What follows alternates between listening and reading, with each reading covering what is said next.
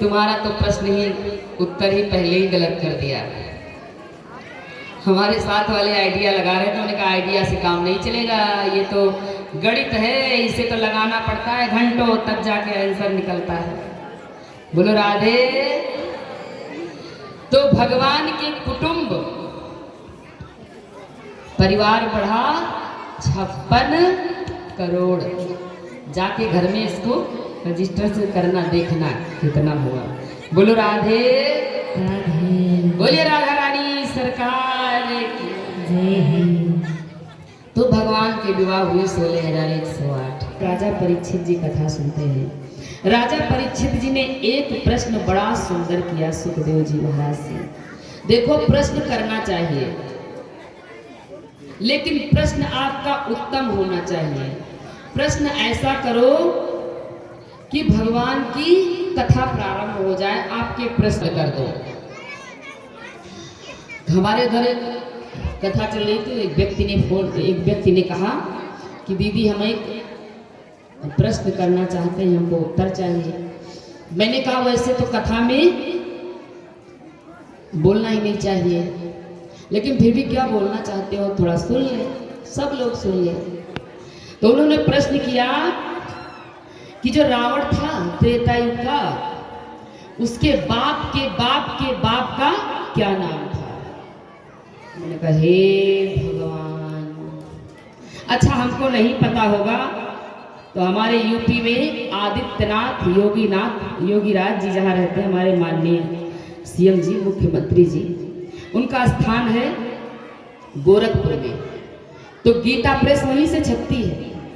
Gita press, जितने ये Gita press की आते हैं ग्रंथ, ये सब वहीं से आते हैं। हमको नहीं याद होगा तो हम जाके वहाँ पढ़ के आएंगे, बता देंगे।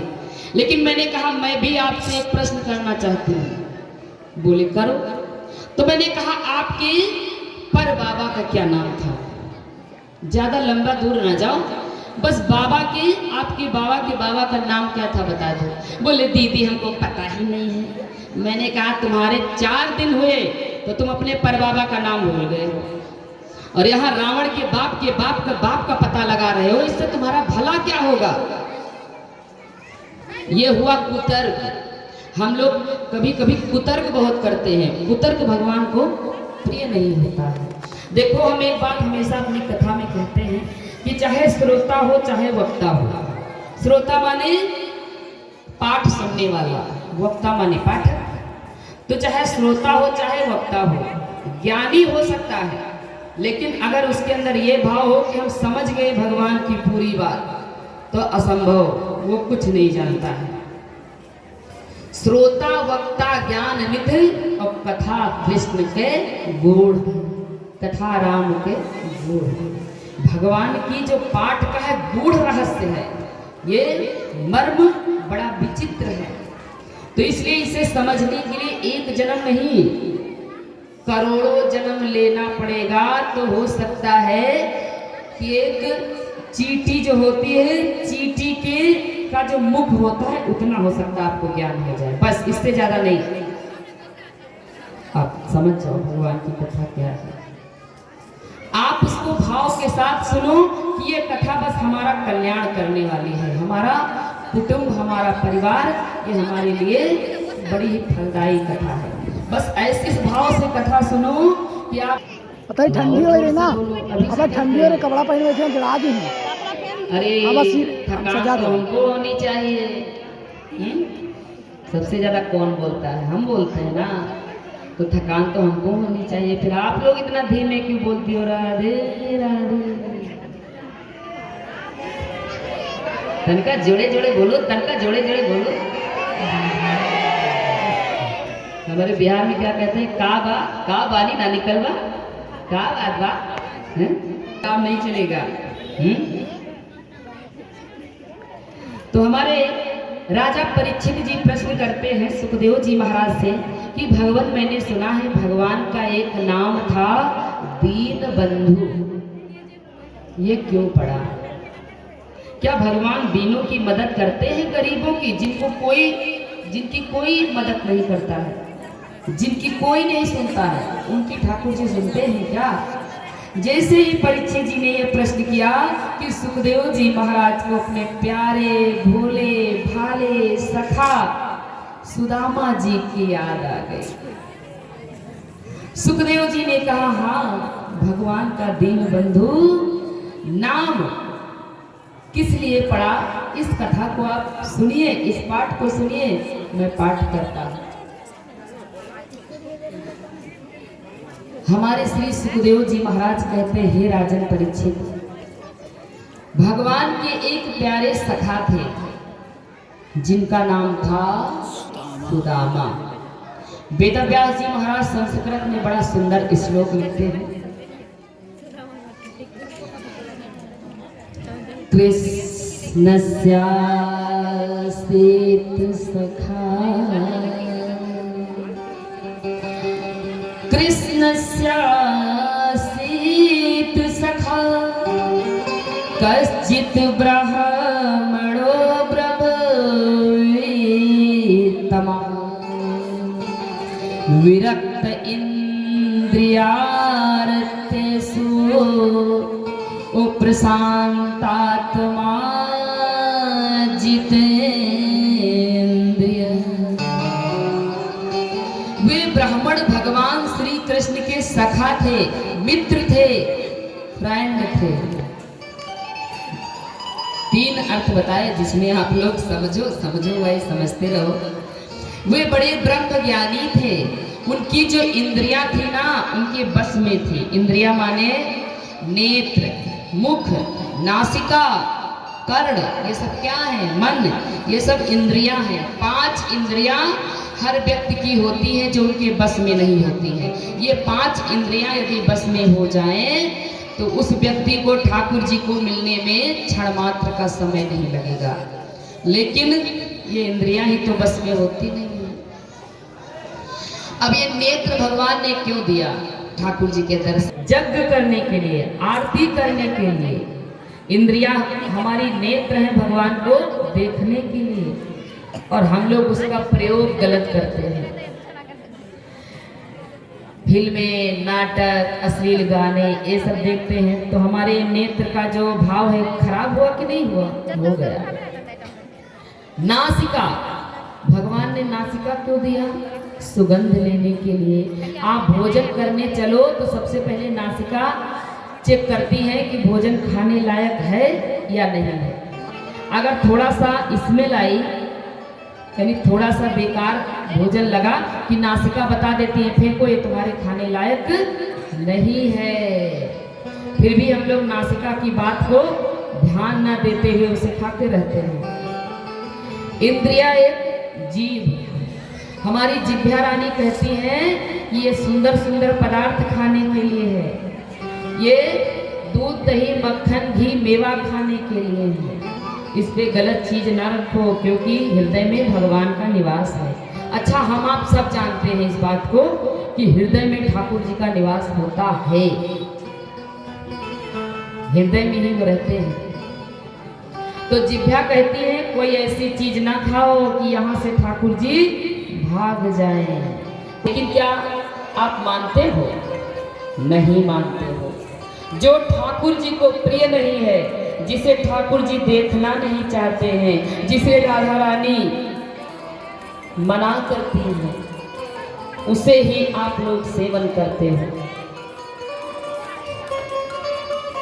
क्या ठाकुर जी हमारे कहते हैं कि दारू पियो, मदिरा पियो, मांस खाओ, अंडा खाओ? श्री जी ने कहीं कहा है क्या? वेदों में पढ़ा है? भाई हमने तो नहीं पढ़ा, आपने पढ़ा हो तो बताइए।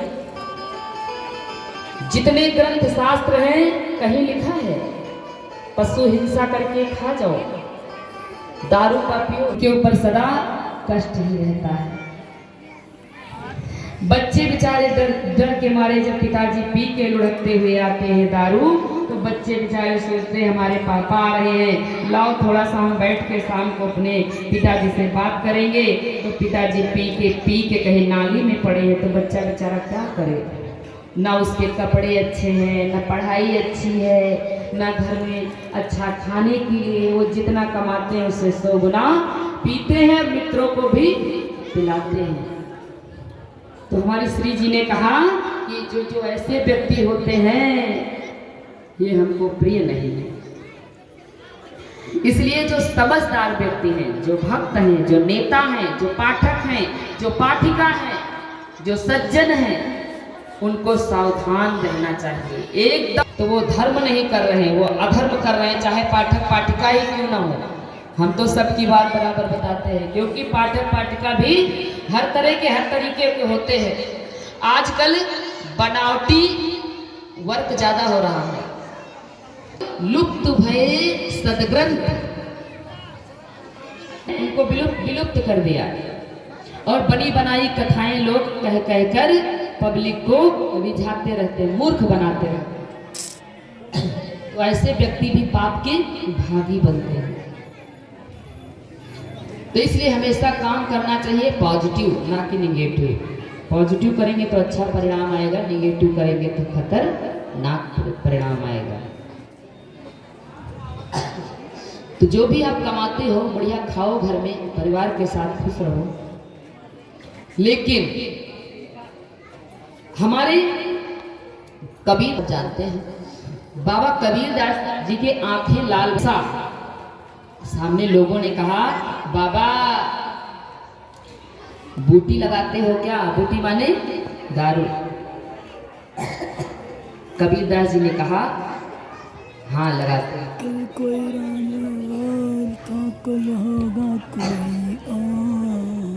क्योंकि उनके नेत्र लाल थे, तो लोगों ने कहा तुम्हारे नेत्र पीने वाले के भी लाल हो जाते हैं, जो दारू पीता है उसकी आंखें बहुत ही लाल रहती हैं। लाल माने रेड। तो कहा कि बाबा आप पीते होते हो? कबीरदास जी ने कहा हाँ मैं पीता हूँ, लेकिन तुम्हारी तरह नहीं पीता हूँ। तुम पीने के बाद नाली में पड़े रहते हो, तुम्हारे घर वाले ढूंढते रहते हैं, और मैं जब पीता हूँ तो मैं मस्ती में डूब जाता हूँ, आनंद में डूब जाता हूँ। अच्छा क्या पीते हो बाबा, हमको भी बताओ। कबीरदास जी ने कहा हम बताएं क्या पीते हैं।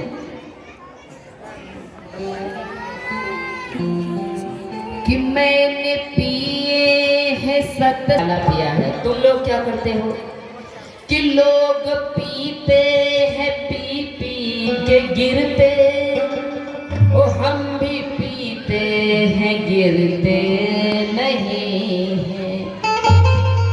लोग पीता है तो नाली में गिर जाते हैं, गिरता है, और मैं पीता हूँ तो मैं गिरता नहीं हूँ, मैं आनंद में नृत्य करता हूँ। कि लोग पीते हैं पी पी के गिरते, ओ हम भी पीते हैं गिरते नहीं हैं। क्यों नहीं गिरते हैं? क्योंकि मैंने पिए हैं, हो मैंने पिए हैं सत्संग के प्याले, जिसमें अमृत ही अमृत भरा है। मैंने पिए हैं सत्संग के प्याले, मेरी सांवली सलोने कन्हैया, मेरी सांवली तेरा जलवा कहाँ पर नहीं है। मेरी सांवली सलोने कन्हैया, तेरा जलवा कहाँ पर नहीं है।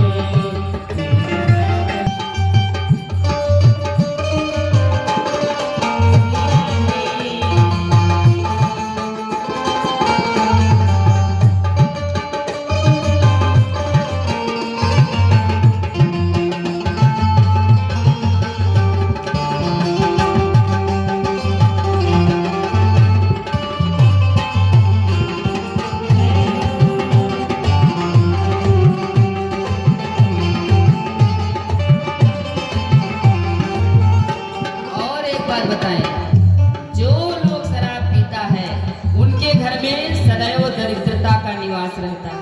वो लोग चाहे जितना पैसा कमा ले, लेकिन उनके पॉकेट में कभी भी पैसा नहीं रहता है। आप देख लेना, ध्यान देना इस बात पर, क्योंकि जहाँ पर शराब बिकती है, लोग पीते हैं, वहाँ पर कलयुग को निवास दिया गया है, और कलयुग उस जगह पर बैठा रहता है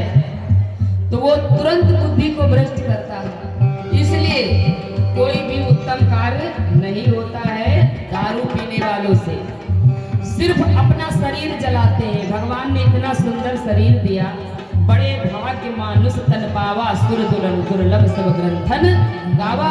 और इस शरीर पर माचिस की तिल्ली लगाए रहते हैं। इतना दारू पीते हैं, वो भी जो 10 रुपए वाली। अरे पूछो ना महाराज, दारू तो दारू ही होती है, कुछ तो बहुत ज्यादा खतरनाक होती है। और पीने के बाद उनके फेफड़े समाप्त हो रहे हैं, उनका हृदय खराब हो रहा, जीभ खराब हो रही। हमारे उधर में सत्य बात बता रहे हैं, झूठ नहीं बता रहे हैं। हमारे उधर एक मैया पीती थी दारू, तो उनको एक्सपायरी दारू पी ली। वो एक्सपायरी माने उनकी डेट नहीं थी, डेट निकल गई थी उस दारू की, तो खराब हो गई थी। उस दारू के पीने के बाद जो भयानक से जीभ पे कैंसर हुआ, उम्र आयु मात्र 30 वर्ष की। इतना बच्चों ने दवा कराया, बाद में तो छोड़ दी, लेकिन उसका प्रभाव इतना खतरनाक, कैंसर जैसी बीमारी का इतने साधारण से कहीं इलाज तो है नहीं, ये आप भी जानते हो, हम भी जानते हैं। तो उनको भयानक कैंसर इस दारू से हुआ। तो दारू तो शरीर को जलाती है, हम आप सब जानते हैं। जानबूझकर अपने आप को मौत के कुआं में गिराते हैं, समाप्त करते हैं। इसलिए पीना है महाराज तो ऐसा पियो कि आपकी याद आपको पूरा विश्व याद करने लगे कि हाँ कोई था बंदा बहुत बढ़िया पीता था, अपने कबीरदास जी की तरह। कबीरदास जी क्या पीते थे? मैंने पिए हैं, मैंने पिए हैं, मैंने पिए हैं सत्संग के प्याले, जिसमें अमृत ही अमृत भरा है। मैंने पिए हैं सत्संग के प्याले, जिसमें अमृत ही अमृत भरा है।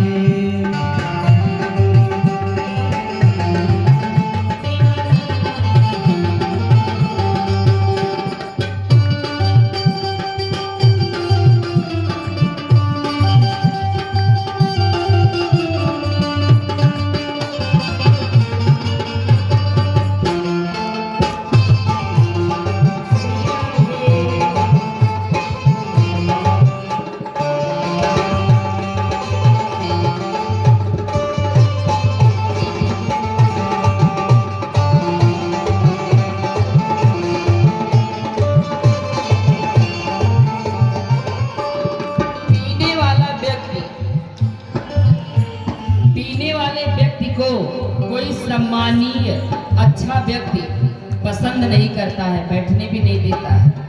पीने वाले व्यक्ति सिर्फ अपने कुटुंब को दुख देते हैं, अपने माता पिता को, अपनी पत्नी को, अपने बच्चों को, इसके सिवा कुछ नहीं कर पाते। चाहे जितना कमा ले, उनके पॉकेट में 1 टका नहीं रहता है। क्योंकि जो पीते हैं ना, उनके संगी साथी भी बहुत हो जाते हैं। वो जैसे ही घर से निकलते हैं तो घर में तो लोग नहीं आते हैं कि उनके माता पिता देखेंगे तो क्रोध करेंगे, लेकिन थोड़ा आगे गली में इंतजार करते रहते हैं, चलो कहीं ठेका पे बैठकर दारू पीता है। और बच्चे बेचारे क्या करें, छोटे छोटे बच्चे, ना उनकी फीस पहुंच पाती है, ना कोई अच्छे विद्यालय में पढ़ाई होती है। सबको देखते हैं बढ़िया बढ़िया लोग खाता है पीता है, उनके पिताजी शाम को नाली में पड़े रहते हैं। कुत्ता टॉयलेट कर जाता है, पीने वाले व्यक्ति को पता नहीं चलता। मैंने देखा है अपने आंखों से, कुत्ता टॉयलेट कर देता है, उन्हें लगता है भगवान बारिश कर रहे हैं, अमृत की बूंदें पड़ रही हैं, ऐसा होता है। इसलिए सावधान, भगवान ये जीवन बार बार नहीं देता है। ये 84 लाख योनियां भोगने के बाद मनुष्य जीवन मिलता है, हमेशा याद रखना।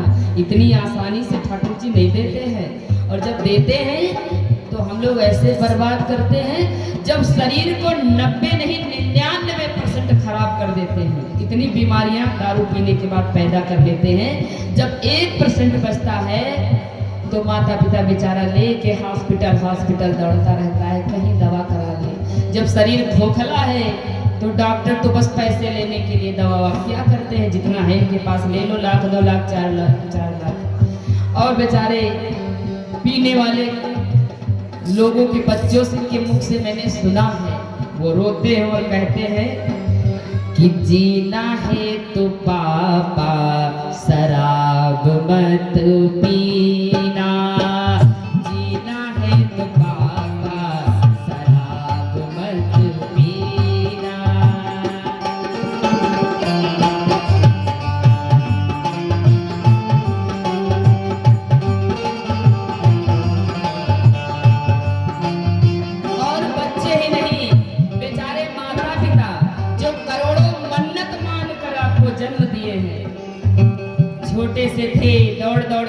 मंदिर मस्जिद चक्कर लगाया करती, हमारे गोद में एक लाला आ जाएगा, कहीं वहाँ फल चढ़ाती, कहीं वहाँ के हमको भी एक बेटा दे दे। और बेटा जब दारू पी के इतनी परेशानियां पैदा करता है तो माता पिता भी कहते हैं, बेटा समझाते हैं, बाबू जीना है तो बेटा शराब मत पीना, जीना है तो बेटा शराब मत पीना।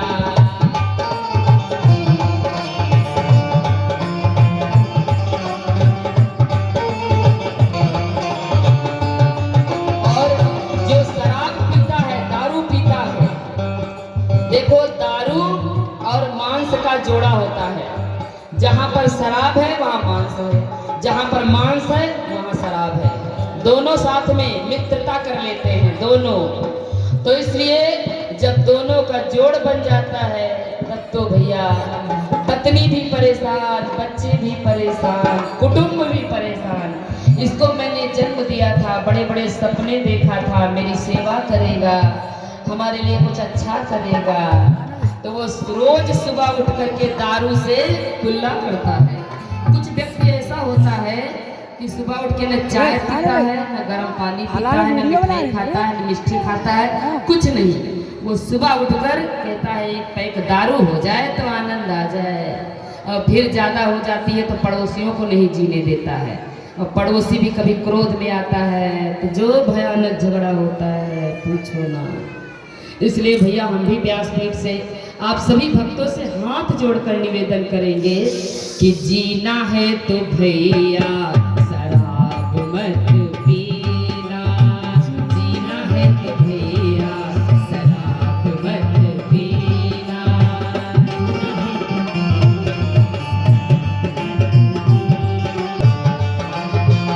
बड़ा सुंदर जीवन है ये, शरीर से भगवान को पा सकते हो, सभी सुख हैं शरीर से।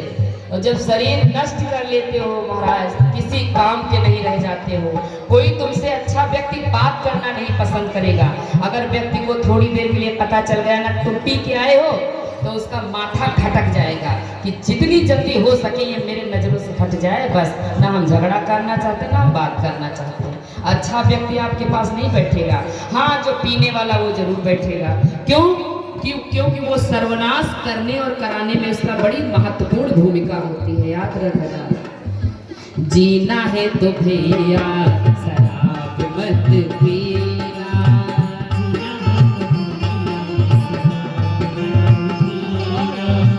जीना है तो भैया शराब मत पीना, जीना है तो भैया शराब मत पीना।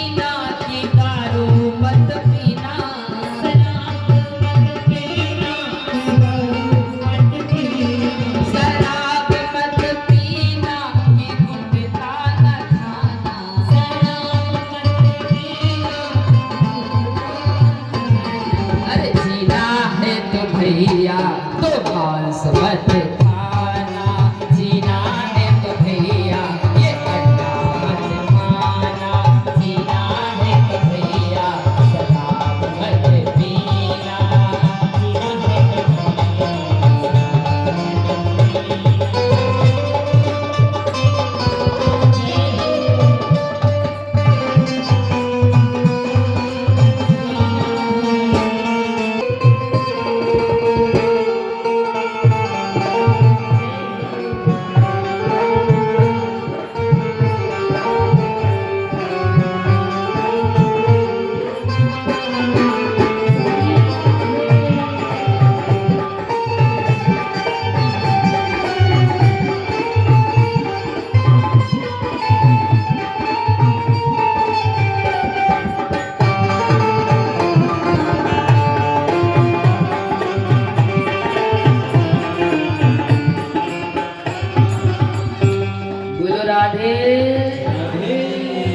बात अपने आप को बर्बाद कर, कोई अच्छा काम करो, दुनिया वाले जाने कि था कोई व्यक्ति है।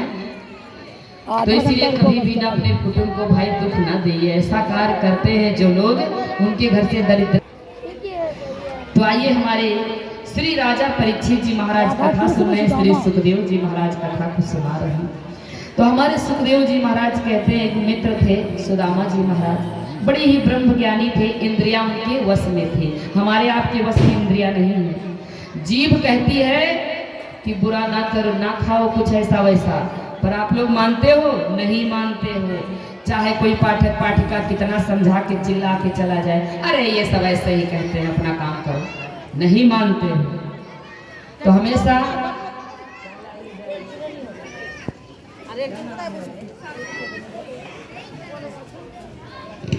चलो, ठंडी में लगातार कथाएं हैं तो हमको ढेर सारे कंबल साल सब मिल रहे हैं। तो ये मैया की तरफ से भी हमको बहुत ही सुंदर साल अर्पण करी है और हम व्यासपीठ से बहुत बहुत आशीर्वाद देते हैं। भगवान सदैव अन्न धन्य का भंडार भरे, वस्त्र इत्यादि का भंडार भरे और ठाकुर जी की कृपा सदैव बनी रहे। बोलिए राधा रमण बिहारी लाल की। तो हमारे सुदामा जी महाराज जो थे तो बड़े ही प्यारे भगत थे, बड़े ही प्यारे थे, कन्हैया के मित्र थे, लेकिन वो इंद्रियां उनके वश में थी। दरिद्रता बहुत आई, मतलब गरीबी बहुत आई, लेकिन कोई ऐसा वैसा काम नहीं किया। और हमको आपको अभी काम समझ में ना आए तो हिंसा करने वाला काम पकड़ लेते हैं। हिंसा माने कसाई वाला काम, मुर्गा सुबह से लेके शाम तक काटते हैं, बकरा काटते हैं, ऐसे हिंसा वाले काम पकड़ते हैं। ऐसे भी भगवान प्रसन्न होते हैं? नहीं प्रसन्न होते हैं, याद रखना। वो बेचारा मुर्गा भाग रहा है, तड़फड़ा रहा है, चीची चीची करके चिल्ला रहा है। हम तो ऐसे दुकानों पर दृष्टि नहीं डालते हैं, क्षमा भगवान, हम तो देख नहीं पाते हैं। और बताओ, खाने वाले वहीं पर अपनी जुबान को खूब बढ़िया चारों तरफ घुमा रहे हैं। काटने वाला व्यक्ति जबरन पकड़ पकड़ के पंख नोच रहा है। हे राधा रानी कृपा करो मैया, सद्बुद्धि दो, ज्ञान दो मैया, कृपा करो। इतना सुंदर भगवान ने खाने पीने वाला वस्तु बनाया है, फिर भी ऐसे हिंसा वाले कार्य हमको समझ में आते हैं, हिंसा वाले हम काम करते हैं। ऐसा कदापि न करें। इसलिए हमारी जितनी उनकी इंद्रियां थी सुदामा जी महाराज के बस में थी।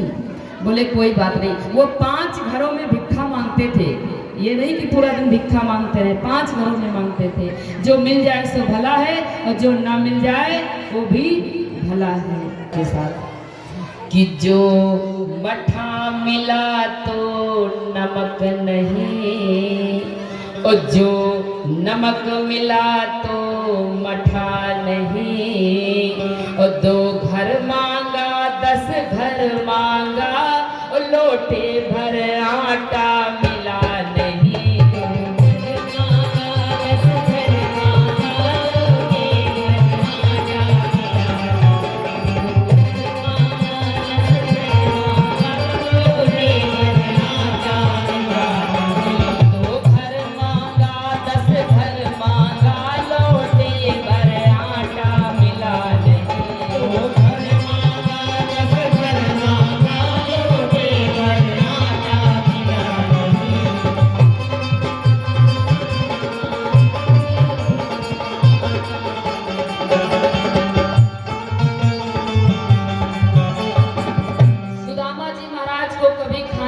कुछ ना मिले, थोड़ा सा मिल जाए, बच्चे भी भूखे, बड़ी जोरों की भूख लगी है। अच्छा, कभी भगवान के पास उलाहना देने नहीं जाते थे कि आपने मुझे कुछ दिया नहीं।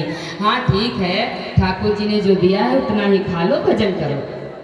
एक दिन भगवान द्वारिका नाथ ने समझा, सुना, सोचने लगे हमारे प्रभु ये सुदामा इतनी आसानी से हमारे घर नहीं आएंगे, ये तो हमको पता है, मेरा मित्र है ना, इतनी आसानी से नहीं आएगा। एक दिन भगवान ही संत बनकर पहुंच गए दरवाजे पर। जब दरवाजे पर पहुंचे तो हम उनकी सुदामा जी महाराज की धर्म पत्नी सुशीला मैया निकली। क्या बात है संत भगवान ने कहा भिक्षाम देहिम मैया, भिक्षाम देहिम मैया, भिक्षाम देहिम मैया। अब सुशीला मैया कांपने लगी, हमारे घर में एक दाना नहीं है। संत भगवान कहते हैं हमको भिक्षा दे दो, इनको हम क्या दे दें। सुशीला मैया ने बहाने बनाया, बाबा हम अपने अभी हम नहीं दे सकते, हमारे घर में अभी सूतक लगा है, अभी अशुद्धि है, इसलिए हम नहीं दे सकते। अब हमारे भगवान ने कहा कुछ तो होगा, लाओ हमको। पर कुछ भगवान ने कहा सुनो, जो तुम्हारे पति है ना सुदामा जी, इनके मित्र द्वारिकाधीश हैं, क्यों नहीं अपने पति से कह देती हूँ उनसे जाकर थोड़ा मदद मांगे, थोड़ी हेल्प मांगे, बता दो। ना करो भैया, नहीं राह दो, ना करो, ना करो, राह दो, राह दो, ना कर भी ना करो, नहीं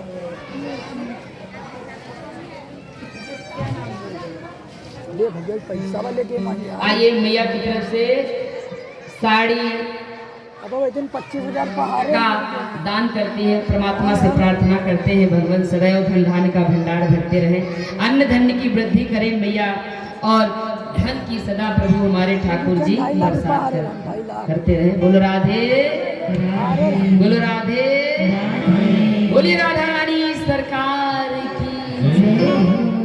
भगवान इतना बताने के बाद अंतर्ध्यान हो गए।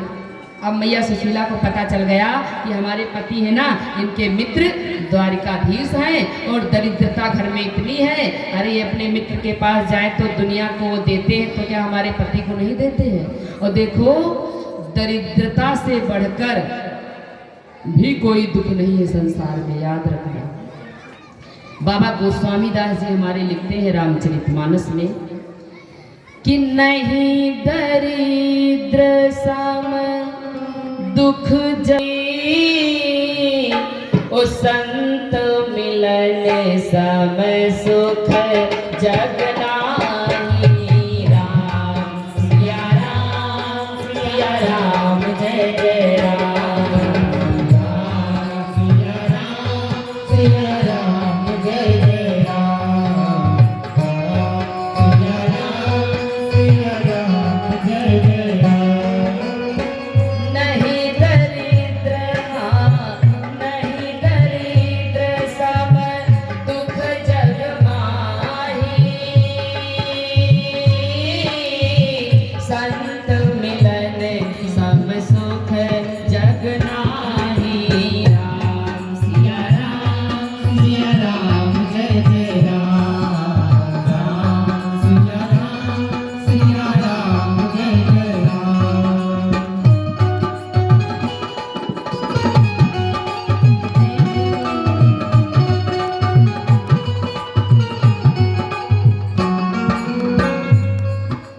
दरिद्रता से बढ़कर संसार में कोई दुख नहीं है, और सच्चा संत मिल जाए, झूठा नहीं, सच्चा संत मिल जाए, इससे बड़ा कोई सुख नहीं। अब सच्चा संत और झूठा संत, कैसे संत को आप पता लगा पाएंगे? ठाकुर जी के हाथ में पकड़ा देता है। और जो झूठा संत होता है वो आपका हाथ पकड़कर अपने पैरों में जोड़ लेता है कि तुम हमको ही भगवान मानते रहो, बस भगवान की कोई आवश्यकता नहीं है। जो अपने से जोड़े वो सच्चा संत नहीं, जो आपको ठाकुर जी से ले जाकर जोड़ दे, आप समझ जाना ये सच्चा संत है। कोई आए आपका समर्थ, आपका वैभव, आपका सुख देखकर वो बार बार चक्कर लगाने लगे, और कोई आए तो आपका दुख देखकर उनके आंखों में आंसू आ गए कि अरे आप चिंता न करो, ठाकुर जी सब अच्छा करेंगे। भगवान चले गए और हमारे सुदामा जी महाराज आए तो सुशीला मैया ने कहा सुनो, तुम्हारे सखा, तुम्हारे मित्र द्वारिका नाथ हैं, फिर भी प्रभु, फिर भी स्वामी तुम, घर में बच्चा भूखा मर रहा है, कुछ खाने के लिए नहीं है, आप शांति बना के बैठे हो। अरे मैंने सुना है कि ननु ब्रह्मान भगवतः सखा साक्षात् गृहपति। अरे हे पति देव, तुम्हारा सखा साक्षात ठाकुर जी हैं, भगवान श्री कृष्ण हैं, और फिर भी हम भूखे मर रहे हैं, फिर भी दरिद्रता है घर में, क्या बात है? आप चले जाओ ना, आप चले जाओ, कुछ नहीं देंगे तो कुछ ना कुछ तो दे ही देंगे। अब हमारे सुदामा जी ने कहा यदि मैं जाऊंगा तो हमको यकीन है मुझे कन्हैया खाली हाथ नहीं भेजेगा। चलो कोई बात नहीं, अगर खाली हाथ भी भेज दिया तो कम से कम कन्हैया के दर्शन तो हो जाएंगे, काफ़ी समय हो गया है दर्शन मेला नहीं हुआ है। जब हम लोग गुरुकुल में पढ़ते थे तब जा कर के मिले थे। अच्छा, दरिद्रता कन्हैया सुदामा जी के पास आई कैसे? वो चने खा के ना, चने ही तो खाए थे, सही बात बता रहे हैं, पर वो चनों में ऐसा क्या था जो सुदामा जी ने खा लिया और दरिद्र हो गए? श्राप। वो जो चने थे ना, वो किसी संत के द्वारा श्रापित थे। एक बार दुर्वासा ऋषि आए आश्रम में गुरु माता थी। गुरु माता से कहा कि हमको कुछ खाने के लिए दे दो। गुरु माता ने कहा हमारे घर में कुछ भी नहीं है। संत ने जब दिव्य बुद्धि से देखा तो उनके घर में भुने चने रखे थे। संत ने श्राप दे दिया, अरे देवी मैं श्राप देता हूँ, तुम हमसे झूठ बोली, तुम्हारे घर में कुछ है नहीं। वो जो चने हैं ना, वो चने जो भी खाएगा वो दरिद्र हो जाएगा। और यह बात केवल सुदामा को पता था और कोई नहीं जानता था। सुदामा जी ने कहा कि ये चना यदि हमारा कन्हैया खा लिया तो दरिद्र हो जाएगा। अरे मेरा मित्र ना दरिद्र हो, मेरा सखा ना गरीबी ना मिले तो हम गरीब हो जाएंगे, हम दरिद्र हो जाएंगे, हम पर कोई फर्क नहीं पड़ेगा। इसलिए सुदामा जी ने जानबूझकर हमारे कृष्ण कन्हैया लाल को चने नहीं दिए, हमारा सखा ना गरीब हो जाए। इसलिए वो उन चनों को खाया हमारे सुदामा जी महाराज। सुदामा जी महाराज हमारे तैयार हुए, तैयार होने लगे तो अपनी पत्नी से कहते हैं, देवी लोग जब अपने माता पिता से मिलने जाते हैं, सखा से मिलने जाते हैं, अपने गुरु से मिलने जाते हैं, भगवान से मिलने जाते हैं तो हाथ में कुछ ना कुछ उपहार लेके जाते हैं, भेंट लेके जाते हैं। हमारे पास तो कुछ नहीं है। सुशीला बेचारी गई अपने पड़ोस में मांगने लगी, अरे वो बहन मुझे थोड़ा सा कुछ दे दो, हमारे पति द्वारिकापुरी जा रहे हैं। कुछ लोगों ने कहा हमारे पास कुछ है ही नहीं, भागो यहाँ से। देखो कुछ लोग आज भी ऐसे हैं, तब नहीं थे, आज भी, आज ज़्यादा है। जबकि कल्याण पूरा सुदामापुरी का हुआ, लेकिन वहाँ लोगों ने जानते हो क्या कहा कि जाओ हमारे घर में कुछ है ही नहीं। आज भी बहुत लोगों के घर में होता सब है, लेकिन संत को भगाते रखते। और हमारे माँ जी के लिए 151 ले लगे तो मांगने के लिए जब सुशीला गई तो कुछ लोगों ने तो भगा दिया। आज भी कुछ लोग ऐसे भगा देते, आपके वहाँ भी होंगे, हमारे यूपी में तो खैर आई। घर में सब कुछ है लेकिन कोई भिक्षा मांगने वाला दरवाजे पर आ जाए ना, जाओ बाबा जाओ, आके देखो जाके किसी के घर में, और ऊपर से हम न जाने उनको कितनी बातें सुनाते हैं इतना ही देने के लिए। तुम तो सब काम कर सकते हो, तुम तो पोलू पेर सकते हो, तुम तो जमीन खोद सकते हो, इतने देने के लिए। वो बेचारा मांगते मांगते भिक्षा पसीना लिलार पे आ गया। और कहने वाले लोग ऐसे दुध काटते हैं, भगाते हैं। देखो भगवान ने यदि देने लायक रखा है आपको तो देना चाहिए। आपके दरवाजे पे इतनी, देखो मांगता व्यक्ति उसी से है जिसको भगवान ने देने लायक बना रखा है। गरीब के घर में कुटिया जिसने वहाँ रखी हो, उसके घर में खुद खाने के लिए ना हो तो उससे मांगने कौन जाएगा? आप बताओ। मांगता व्यक्ति उसी से है जिससे उसे ये रहता कि इससे हमको। अच्छा, एक मैया सूप से चावल साफ कर रही थी, सूप से चावल साफ कर रही थी। अब सुशीला उनके घर में बैठ गई, अरे बहना मुझे थोड़े से चावल दे दो, हमारे पति द्वारिकापुरी जा रहे हैं। तो उन्होंने अच्छे चावल नहीं दिया, अच्छे चावल नहीं दिया, चावल 3 देखो। अच्छा देने वाले भी बड़े महान होते हैं, अच्छा चीज नहीं देते हैं। इसीलिए कोई कभी आपको कुछ न देता हो और अचानक वो देने आ जाए तो समझ जाओ दाल में कुछ काला है।